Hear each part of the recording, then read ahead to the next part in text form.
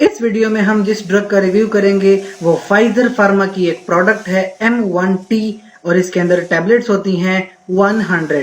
Drug का नाम है मेथाइल टेस्टोस्टेरोन।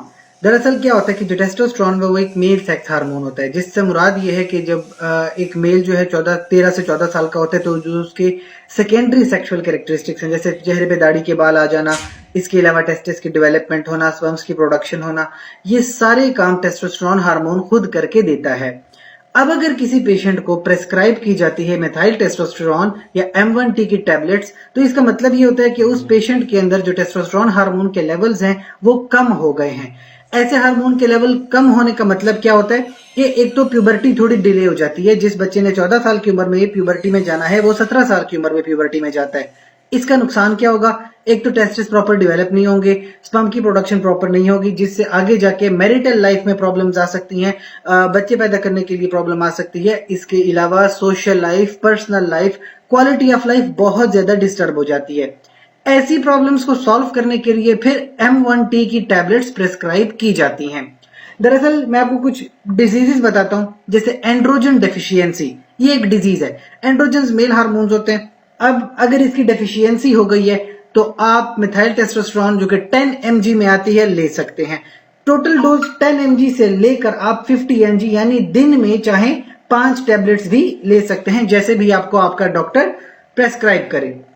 इसके अलावा एक और डिजीज होती है हाइपोगोनेडिज्म। इसका मतलब ये होता है कि जो हमारे गोनेड्स होते हैं, जो कि टेस्टिस हैं, अगर वो प्रॉपरली डेवलप नहीं कर रहे और वो टेस्टोस्टेरोन का लेवल प्रॉपर प्रोड्यूस नहीं कर रहे, तो फिर ऐसी बीमारी में भी 10 mg से लेकर 40 mg तक एक दिन में टैबलेट्स ली जा सकती हैं।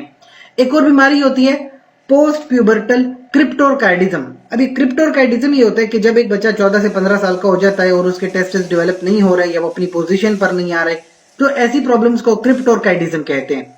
ऐसी प्रॉब्लम में भी एक दिन में 3 टैबलेट्स यानी 30 mg तक की डोज ली जा सकती है। ये तो मर्दे के कुछ मसले मसाइल हो गए।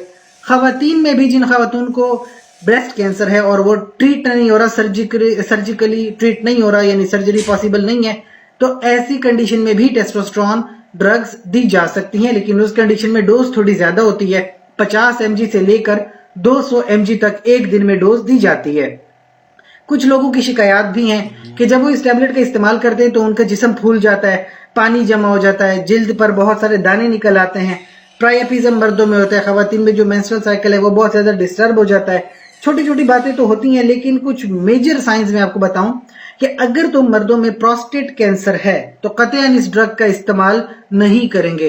खवातीन में प्रेगनेंसी के दौरान बिल्कुल भी इस ड्रग का इस्तेमाल नहीं करेंगे। इसके अलावा अगर कोई सवाल है कमेंट सेक्शन में पूछिए। साथ ही इस चैनल को लाइक करें, कमेंट करें, शेयर करें, सब्सक्राइब करें। शुक्रिया।